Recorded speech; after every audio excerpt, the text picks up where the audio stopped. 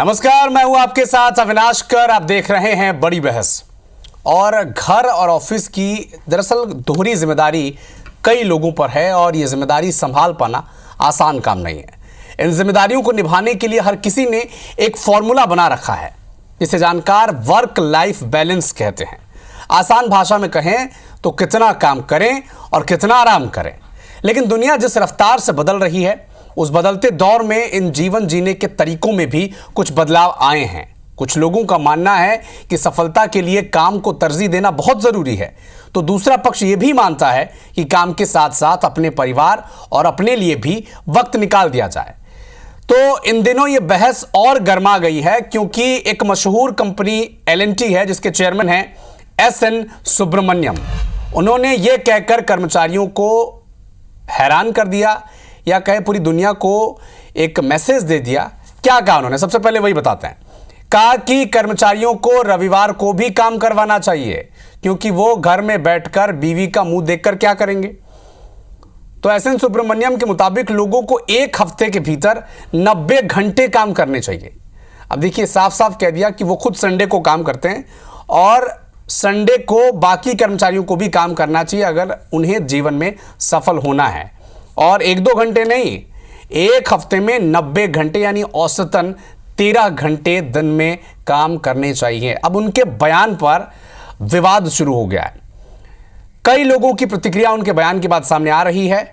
और ऐसी ही एक एक्ट्रेस हैं, बॉलीवुड की मशहूर एक्ट्रेस दीपिका पादुकोण। उन्होंने अपनी नाराजगी दर्ज की है। उन्होंने Instagram, social media site Instagram में एक स्टोरी शेयर की।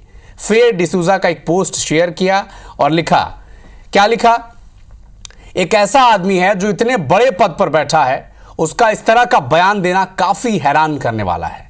इस पोस्ट में उन्होंने लिखा #मेंटल हेल्थ मैटर्स, यानी मेंटल हेल्थ मायने रखता है। तो अब देखिए, कितने घंटे काम किए जाएं, कितने घंटे आराम किए जाएं। वर्क लाइफ बैलेंस, सबसे जरूरी यह है कि क्या इस वर्क लाइफ बैलेंस का जो फॉर्मूला जानकार तैयार कर रहे हैं, क्या वो सबके लिए एक हो सकता है। इस विषय पर भी चर्चा करेंगे। और आपको याद होगा, इससे पहले भी इन्फोसिस के संस्थापक नारायण मूर्ति भी ऐसा ही एक बयान दे चुके हैं। उनका भी कहना था कि एक हफ्ते में युवाओं को 70 घंटे काम करना चाहिए। तब भी इस विवाद ने सुर्खियां बटोरी थी और इसी विषय पर अब कई तरह की रिएक्शंस भी सामने आ रहे हैं। तो कौन कितना काम करे, एक हफ्ते के भीतर कितने घंटे काम करने चाहिए, कितना आराम करना चाहिए। तो इसी विषय पर हमारे साथ चर्चा के लिए कई खास मेहमान जुड़ेंगे। और अभी हमारे साथ जुड़ चुके हैं अशोक पांडे जी, प्रदेश अध्यक्ष हैं मध्य प्रदेश कर्मचारी मंच के। बहुत बहुत स्वागत है पांडे साहब आपका।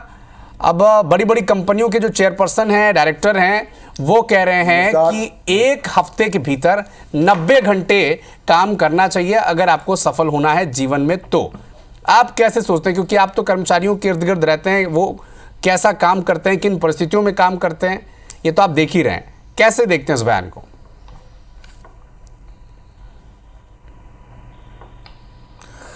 मेरे को बड़ी हैरानी हो रही है श्रीमान जी के बयान पर कि श्रीमान जी को ये मालूम है कि एक दिन में 7 घंटे दिन होते हैं, एक दिन में 8 घंटे काम करने का फार्मूला भारत सरकार ने तय कर रखा है। लेबर लॉ भी कहती है कि दिन में 8 घंटे काम होगा।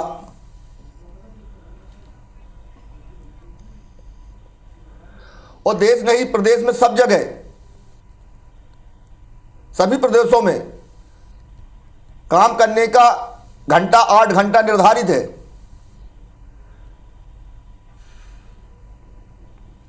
तो क्या कानून और सरकार से भी बड़े हैं?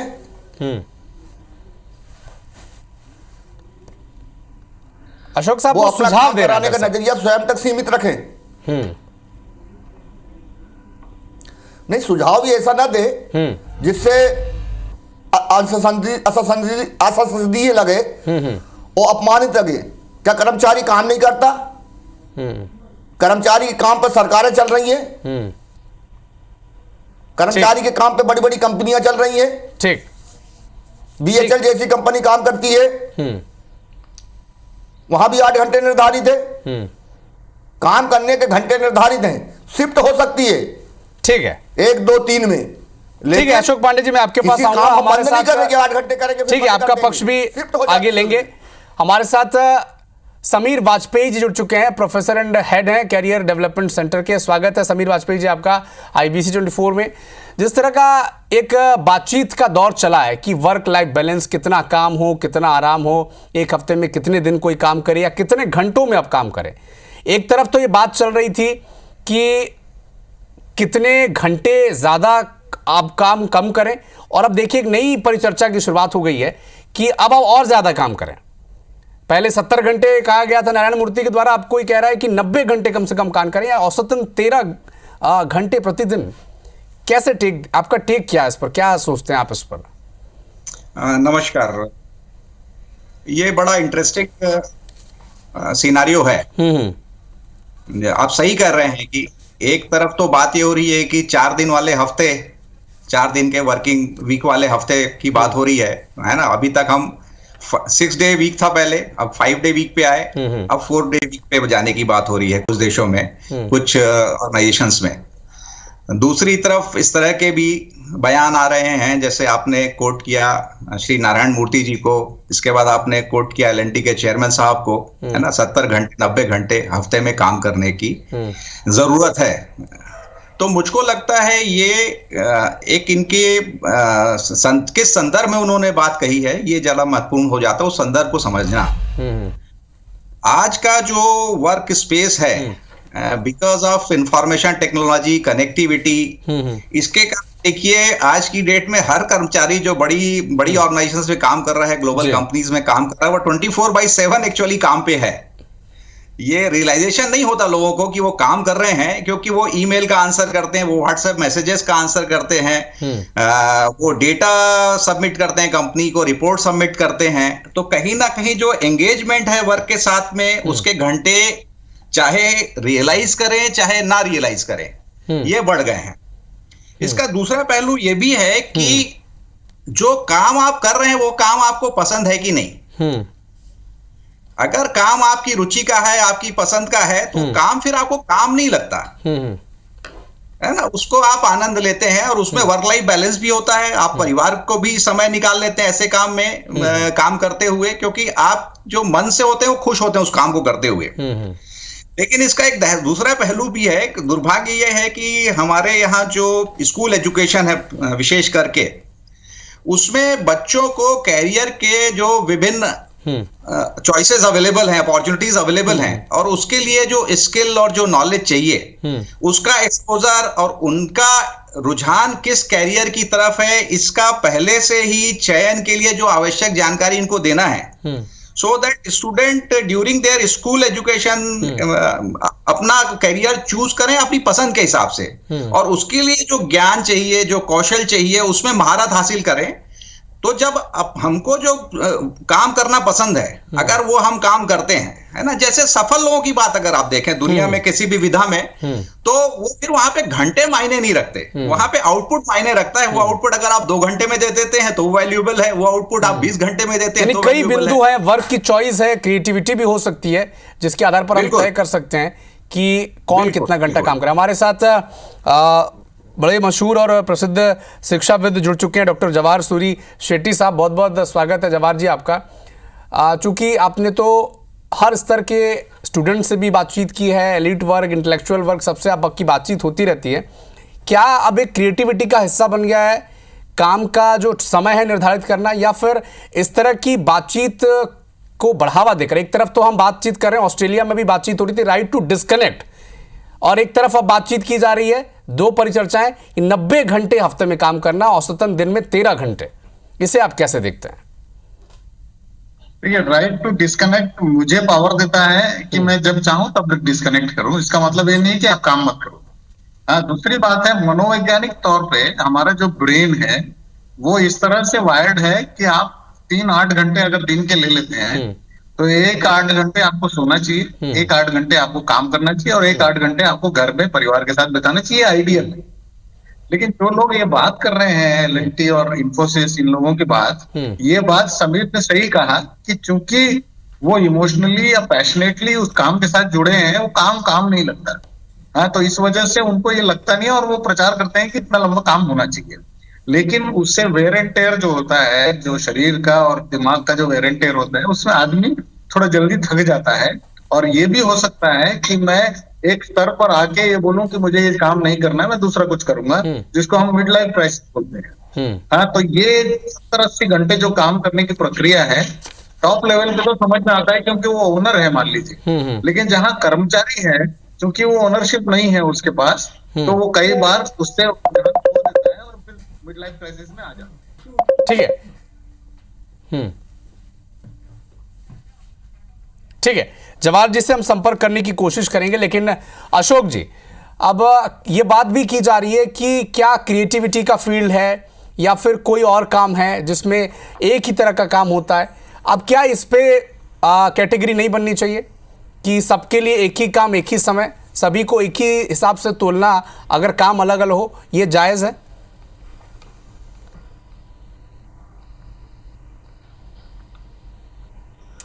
बिल्कुल नहीं, ये जायज नहीं है। जिस क्षेत्र का जिसका काम है निर्धारित है, जिसमें वो पारंगत है, जिसका उसको अनुभव है, जिसका उसके पास डिप्लोमा है, उसके अनुसार उसको काम आवंटित करना चाहिए। सबसे बड़ी श्रीमान जी ने, हमारे भाई साहब ने कही कि काम का इंटरेस्ट भी होना चाहिए। कर्मचारी का लगाव किस काम में है, कर्मचारी जिसमें लगाव है उसको वही काम आवंटित किया जाना चाहिए। लेकिन मैं आपसे एक बात कहूंगा, आपने जिनको कोट करा, श्रीमान जी ने जो सलाह दे रहे हैं इतनी बड़ी काम की, घंटों की, उनको ये कैसे मालूम कर्मचारी जब अवकाश पर रहता है बीवी के चेहरे ही देखता है? ये वो सलाह दे रहे हैं, उनकी कितनी बुद्धिमत्ता है। उनका अपने बुद्धिमत्ता का परिचय दे रहे हैं शब्द बोलकर। उनका जो स्पष्टीकरण आया है, उनका जो स्पष्टीकरण आया है, वो कह रहे हैं कि बहुत लाइट मूड में उन्होंने ऐसा कहा। कोई कैसे भी मूड है भाई साहब, ये नहीं, ये ऐसा करना ही नहीं चाहिए। यदि आप इतने बुद्धिमान हैं, इतने योग्य हैं और देश को सलाह दे रहे हैं आप, तो आपको ये समझते कि वो बीवी का मूड देखता है। हो सकता है कर्मचारी अपने घर में और अनुभवी काम कर रहा हो, विकास के काम कर रहा हो, देश हित में काम कर रहा हो, प्रदेश हित में काम कर रहा हो, कर्मचारी हित में काम कर रहा हो। ये आपने कैसे तय कर दिया कि घर में कर्मचारी बैठ के बीवी का चेहरा देखता है? ये बिल्कुल असंसदीय मानता हूं मैं, और ये कर्मचारियों के लिए अपमानजनक शब्द मानता हूं मैं इसको। ठीक है, क्या श्रीमान जी को तत्काल क्षमा मांगना चाहिए देश के कर्मचारियों से। ठीक है, अशोक पांडे जी कह रहे हैं कि अब उन्हें क्षमा मांगना चाहिए। ठीक है, पहले से निर्धारित थे जी, काम के घंटे। जी अशोक जी, मैं आपके पास आऊंगा, विस्तार से हम चर्चा करेंगे। समीर जी, मैं आपसे यह भी समझना चाहता हूं कि अब जिस दौर से हम गुजर रहे हैं, जहां पर अब पहले बातचीत होती थी कि क्या 6 घंटे 5 डे वर्क या 4 डे वर्क या 6 डे वर्क, और अब बातचीत हो रही है, इन्फोसिस के डायरेक्टर भी कह चुके हैं कि 70 घंटे काम करने चाहिए नारायण मूर्ति, और इधर अब 90 घंटे की भी बात हो रही है। क्या अब जो बच्चे हैं, जो अब टीन एज में हैं या जो अपने करियर की तरफ आगे बढ़ रहे हैं, क्या उन्हें एक्चुअली पेरेंट्स की तरफ से ट्रेनिंग होनी चाहिए या फिर स्कूल में, कॉलेजेस में ट्रेनिंग होनी चाहिए कि वर्क लाइफ बैलेंस में वो अपने आप को कहाँ पर रखते हैं? ये क्या बेहद ज़रूरी हो गया है? क्योंकि ये डिस्कशन तो अब आम हो चला है। नहीं, निश्चित ही अविनाश जी, ये मुद्दा उठना और इस पे चर्चा होना बहुत महत्वपूर्ण है, क्योंकि कहीं ना कहीं काम को लेके और वर्क स्पेस को लेके और वर्क लाइफ बैलेंस को लेके बात होनी चाहिए। और दूसरी ये बात है कि ये जनरलाइज नहीं कर सकते आप, है ना। और जो मतलब जो चेयरमैन साहब ने भी जो बात की है, वो किसी कंटेक्स्ट में कही है, संदर्भ में कही है, इस तरह से जनरलाइजेशन नहीं है। जैसा जवाहर जी कह रहे थे कि भाई एक जो बात टारगेट है, मुझको लगता है उस युवा के लिए है जो कि अभी अभी नौकरी ज्वाइन कर रहा है और जो अपने करियर को लेके बहुत ज्यादा उत्साहित है, कुछ करके दिखाना चाहता है, कुछ साबित करना चाहता है। दूसरी महत्वपूर्ण बात जो कही गई कि एक ओनरशिप, वर्क को लेके, कार्य को लेके अपने एक ओनरशिप की बात, एक एंटरप्रेन्योरियल जो हम बोलते हैं माइंडसेट की बात होती है। तो कहीं ना कहीं जब इंडस्ट्री, जो अशोक जी बात कह रहे हैं, उसी बात को मैं आगे बढ़ाता हूं कि जो इंडस्ट्री या जो भी कंपनी है, वो अपने एम्प्लॉय को एक ओनरशिप का एहसास दिलवाती है काम का, और एक एंटरप्रेन्योरियल रोल उसको देती है कि भाई ये काम तुम्हारा है और तुम इसको आगे लेके जाओगे, तो इसके साथ में ये रिवार्ड भी हैं, और उसमें साथ में हो सकता है वर्क लाइफ बैलेंस को एड्रेस करने वाले रिवार्ड्स भी हों उसके साथ में। तो ये एक कॉम्बिनेशन जो है ये वर्क लाइफ बैलेंस को भी बढ़ावा देगा, कर्मचारियों को भी उत्साहित रखेगा काम करने के लिए। दूसरा क्या होता है कि अलग अलग इंडिविजुअल का आउटपुट अलग अलग होता है। कोई व्यक्ति 90 या 100 घंटे भी काम करेगा और अगर उसका काम में मन नहीं लग रहा है, उसके इंटरेस्ट का फील्ड नहीं है, तो उसका आउटपुट उसमें उतना समय लगाने के बाद भी जीरो हो सकता है। और वही जिसको आपने ओनरशिप दी हुई है, जिसने रिस्पॉन्सिबिलिटी ली है, ओनरशिप ली है, उसका आउटपुट बहुत कम घंटों में बहुत ज्यादा हो सकता है, क्योंकि उसकी सारी फैकल्टी, सारी इंद्रियां उस काम में लगी हुई हैं। तो ये जनरलाइजेशन इस तरह से करना ना उनकी मंशा इस तरह की, जब उन्होंने ये संवाद किया ना, ऐसा हो सकता है। जवाहर जी, मैं आपसे ये भी समझना चाहता हूं कि एक तरफ कई एनजीओज हैं जो इस पर रिएक्शंस दे रहे हैं और वो टारगेट कर रहे हैं कैपिटलिस्ट स्कूल ऑफ आइडिया को। वो कह रहे हैं कि इससे तो एक व्यक्ति जो काम करने जा रहा है वो तो मशीन में तब्दील हो जाएगा। आप इस विचार पर कैसे, आपका टेक है? जी नहीं, ये देखिए, ये स्वेच्छा की बात। आप अगर सोचते हैं मशीन से कोई तब्दील कर सकता है आपको, तो हो जाएगा, लेकिन ऐसा नहीं है। जैसे कि समीर जी ने कहा कि संदर्भ बहुत जरूरी है और उस संदर्भ के करना ठीक नहीं। मेरा कहना है कि अगर मेंटल हेल्थ या उसको रेस्टिंग पीरियड नहीं दिया जाए, तो उसको 90 घंटे काम किया करवाया जाए, कई बार ब्रेकडाउन हो जाएगा, और ये तय है।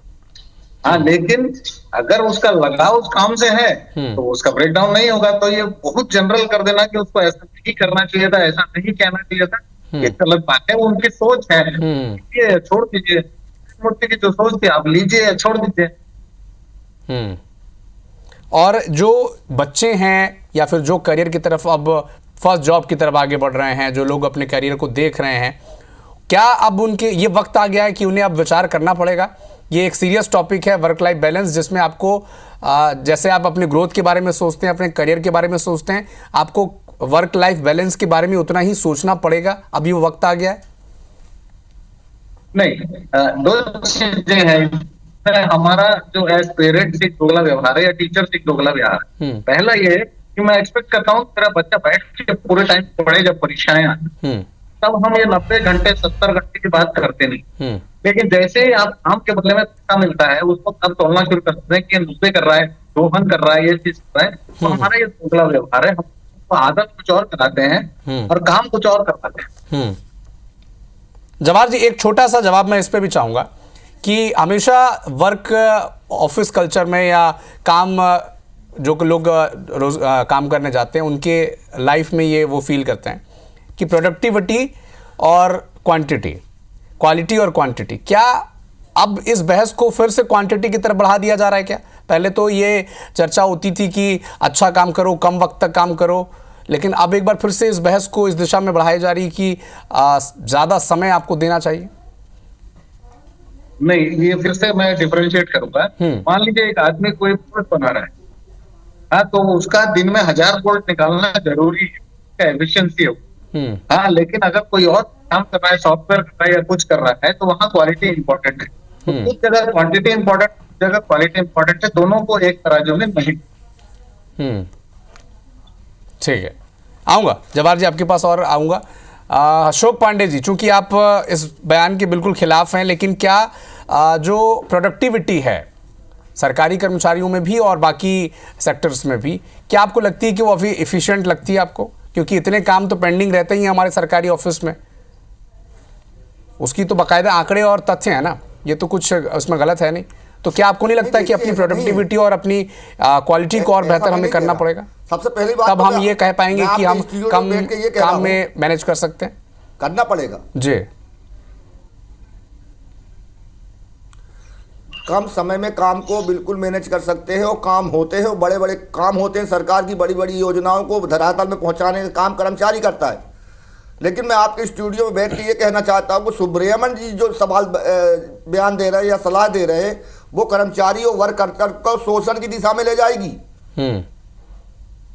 ये तो कर्मचारी का शोषण हुआ कि आप 90 घंटे काम करेंगे, कोई कह रहा 70 घंटे काम करेंगे। आज आजाद भारत को आजाद हुए इतने साल हो गए हैं, कभी ये बात नहीं आई।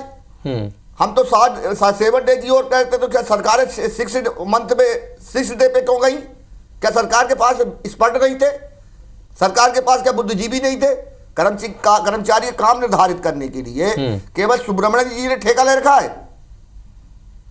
या 70 घंटे की जो सलाह दे रहे हैं उनने ले रखा है? ये कर्मचारियों का शोषण करना चाहते हैं, ये कर्मचारियों का शोषण की दिशा में एक नई नीति ला रहे हैं। ये इनका सोचा समझा एक मतलब नीति चला योजना है कि हम कर्मचारियों कैसे शोषण करें, उनका कैसे मनोबल गिरा के काम उनसे कराएं। अशोक पांडे जी, जब आप ये कहते हैं तो एक सवाल ये भी उठता है, अशोक पांडे जी, ये सवाल ये भी उठता है एक वर्ग के द्वारा, एक सवाल ये भी उठता है जब आप ये कहते हैं कि 70 घंटे या 90 घंटे की बातचीत कर आपका कर्मचारियों का शोषण हो रहा है, तब ये भी सवाल उठता है कि क्या हमने कभी ये कोशिश नहीं की कि तय वक्त में इतना काम निपटा दिया जाए, इतनी जो फाइलें पेंडिंग पड़ी हैं उसे क्लियर करने के लिए कोई टारगेट हम दे दें?